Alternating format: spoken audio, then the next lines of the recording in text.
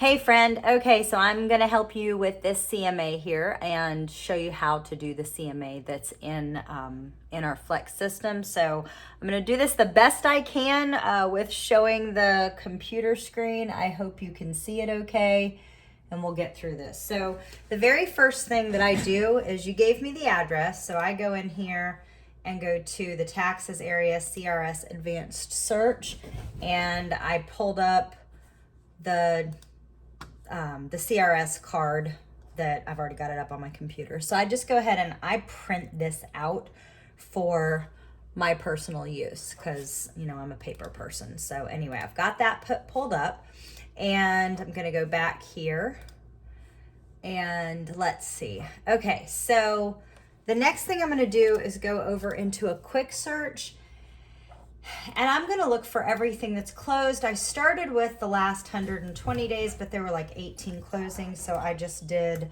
a search for the last 60 days. I made sure we were in Brunswick County. And then I went over into the subdivision. Always look in your subdivision first, which is Grayson Park in this case. And in the last, let's see, single family residence. In the last 60 days, there's been 9 transactions. So then I narrowed it down to the 3 that are closest in size. So this one here on Longleaf, because our tax sheet and the old MLS sheet from when they bought it says that it was roughly 1884 heated square feet. This is going to be the I can't talk today. This one is closely related in size. And we're going to pick the other 2 that are also closely related in size, and we're just going to print these 3. So as you can see, these are 3 different floor plans. I had an appraiser recently tell me that he wasn't going to use a 1-story as opposed to a 2-story, which is crazy because we never used to do that before. And now over the past 3 years since the market went berserkers, appraisers have been doing that. But as you can see, this one here, this 2674 Longleaf Circle, this is pretty much the exact same floor plan as the subject property. So this is probably going to be our best comp here. But we're just going to go back and edit the search a little bit. No, we're not going to edit the search a little bit, but we are going to. Let's see. Let's pull it back 90 days and see if we can find any more that are closer in size that might be a 1-story. Here's one more. It's another one on Longleaf. Let's see what that one looks like. That one is probably even closer related. So let's go ahead and check that one. Where are we at here? 26. So now I've got 4 good comps. This is, I'm going to go ahead and print this one out here as well. I don't think that was one that I had printed out earlier. Let me just double check my sheets. I've got 2674 printed out. I have 1050 Lanners Lane printed out. I have 5085 West Chandler Heights printed out. And I do not have this one. So we're going to go ahead and print this one out. And I like to use the private version. Gives me more information. And what I also did prior to starting the video was I went in and I found the last time this one closed. Okay, so I did that, and because I like my report to be nice and pretty, I just took this picture and I drug it over onto my desktop. So you'll see over here, maybe you can see on my desktop, it's going to be right there. So that way when I create my CMA, then I'll already have one. So let me go grab that off the printer really quick.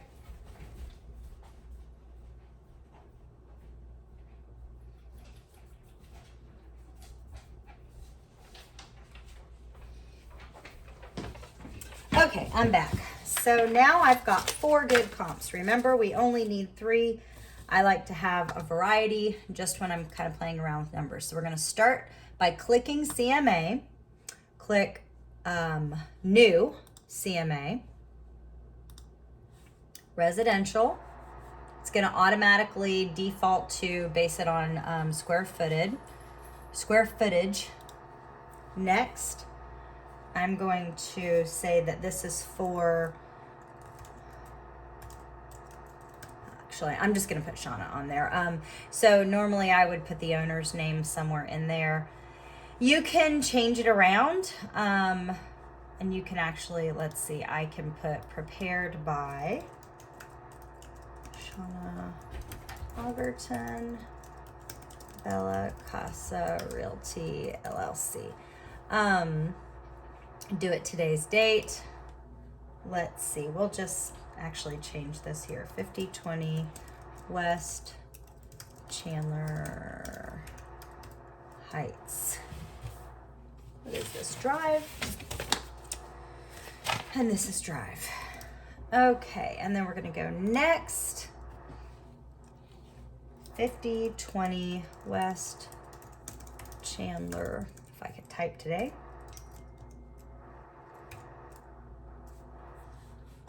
That's my daughter checking in on me. This is in Leland, NC. What is our zip code? 28451. 28451. Now here's where you can upload photo. Choose file from, I put it on my desktop. There it is. We're gonna call it front of house, send image. Okay, now I already have my CMA, my template set up how I like it. I always do bedrooms, bathrooms, square footage heated, year built, garage and parking, fencing, porch, balcony, deck, and fireplace. Anything additional can be added per CMA. Okay, so, but these are the things I like to have, and I've created myself a template called Resale CMA. If you need help with that, I highly recommend calling Flex, and somebody will walk you through how to do this. It's been years since I set this up, and it would take me a little while to sit there and play around with it to tell you how. Okay, so I'm gonna go to my tax record sheets. Actually, what I'm going to do is go back to the old MLS sheet. Now, of course, when it comes to square footage, Chandler, hush. When it comes to square footage, we don't ever want to rely on somebody else's numbers. We always want to measure it ourselves. But for purposes of bedrooms, we have 4. Baths, we have 2.5. So we're going to say total number of baths is 3. Square footage, 1893. Year built is 2019. Garage and parking, according to our MLS sheet here, is 2-car attached and nothing more than that. So I'm just gonna say 2 attached. Fencing, we have a wood fence. Don't you love spam? Wood fence, porch, balcony. It looks like we have a covered front porch and a open patio. So we're just gonna say covered porch and patio open. Fireplace, there is 1. Yes. Oh my goodness. Okay, so now we're gonna go next. We're gonna use this location. That way it'll map it out. Now it's gonna ask us, this is why I like to pull my comps ahead of time. So you can do your quick search in here, but I find when I do my comp search prior to getting everything set up, it just flows a lot easier. Okay, so I like to put in the MLS numbers. I'm looking at my sheets that I pulled comps for. So 100354679, comma, do not put a space in between your MLS numbers. 54678, comma. If you put a space in, it'll jack it up. 103774445, comma. And let's put that one last one in there. I'm probably going to take the 1-story out just because I have 3 good 2-story comps.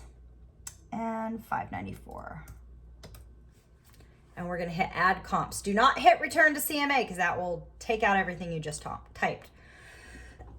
Okay, so I must have typed in something incorrectly because somehow one of these did not get added. So we're going to go back, figure out which one it was. It was 1050 Lanterns Lane. And you know what? That happens to be the one story anyway, so I'm just going to leave that one out of there. I'm only going to use these three. So let's just click on these three here because you want to make sure you add those comparables. You don't have to click add comparables now because that would be if you want to add more, but you can't move forward unless you select the comparables that you want. Now it's going to ask you to make some adjustments. This is where it gets fun. So you're obviously not going to adjust for address, city, or state, but you are going to adjust for some other stuff. Now, I personally do not adjust for number of bedrooms because you're going to get that adjustment within your heated square footage anyway. Just realized my calculator's on my phone, so let me get out another calculator. Okay. Baths. All of these have 3 total baths, but what I am going to do is I'm going to go through these and make sure that they're all 2.5 baths and one doesn't have 3 full baths, because if it did have 3 full baths, then we would be making an adjustment for a half bath. So I'm looking at these comp sheets and all of them have 2.5 baths, so no need to make an adjustment there. Heated square footage. This is a nice neighborhood, Grayson Park. So I am going to probably adjust at about $60 a square foot, which is probably pretty conservative for that. So I'm going to take the difference between Longleaf Pine Circle here. It had 1997. Our subject property is smaller, so I'm going to take 1997 minus 1893. That's a difference of 104 square feet. Multiply that by $60 a square feet. That gives you a negative, Chandler, hush, negative, because remember, this is better. The subject property is worse, so we're going to deduct $6,240. 1884 to 1893, there's not enough of a difference in there to make an adjustment. But the next one is, Chandler, stop it. 1893 minus 1791. That's a difference of 102 times $60 a square foot. So we're going to give this one a positive adjustment of 6120 because ours is bigger. That means better. That means better adjustment. I'm not making an adjustment for year built. Just not going to do it. Your subject was built in 2019. These were all pretty close. No adjustments for garages because they all have 2-car attached. This does not have a fence, so I'm going to give that a nice big fat $5,000 positive adjustment. Same here. Depends on your size of the yard. Right now I'm using a very generic number of 5,000. If I was looking at a fence that, like, the subject property had a really nice vinyl fence and you're on a 2-acre lot, I mean, obviously we're going to adjust more than $5,000, but the average subdivision lot and block, it's going to be, a pretty simple $5,000 should do it. Okay, so this is where Flex doesn't always pull it in correctly, so I have to actually read the MLS sheets. Another good reason why it's nice to print out your MLS sheets beforehand. So I'm going to order my MLS sheets here on the table. And 2678, we're going to look at the MLS sheet, and it says patio and porch features, covered patio. Yeah, so this is pretty much the same as what the subject property has, so no need to make an adjustment. 2674 is the exact same thing. It's got that little covered front porch with patio. And the other one, same thing. Not really much of a difference. No need to make any adjustments there. Fireplace, they all have a fireplace. No need to make an adjustment. So now I'm just going to scan through my MLS sheets, and I'm going to make sure that there's nothing in here that I need to adjust for, like a pool or anything crazy that might not be in the normal amenities. And these are all pretty new, all built by Cabinets and Cates. And let's see, reading through the descriptions, nothing in this one that says, okay, so they all have a community pool, so no need to adjust for anything like that. So if we were going to make a new adjustment, like let's say for condition, let's say yours is in really bad condition and you're going against houses that are like in perfect condition. Yeah, thanks, that was my friend. So where am I at here? Okay, add new adjustment. So you would add a new adjustment if you wanted to, just like, here we go. There we go. All right, so you would change it instead of fencing, you would change it to like pool or condition, and then you would adjust accordingly. So we're not going to change anything different on there. Let me just make sure that that did not change. 2674, 5,000. Yep. Okay, so now we're just going to go next. This just kind of gives you a summary. You can see what your average overall adjusted price there is, and that is about $370, which I don't really like that. If you look at the adjustments here, see, this is what bothers me, because we just had a floor plan that is the same size. It just closed June 26th, and it closed for 1884 heated square feet for $377,000. It was on the market for 195 days though.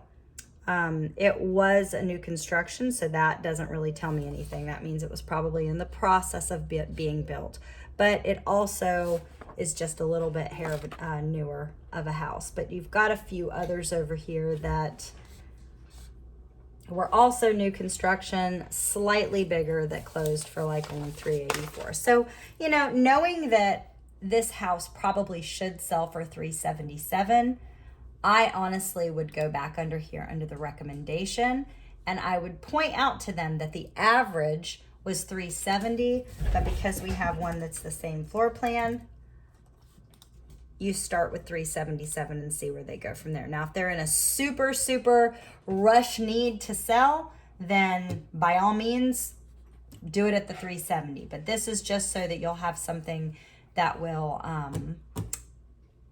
it will kind of, give you an idea if the appraisal comes in low, okay? So you need to make your sellers aware of that ahead of time.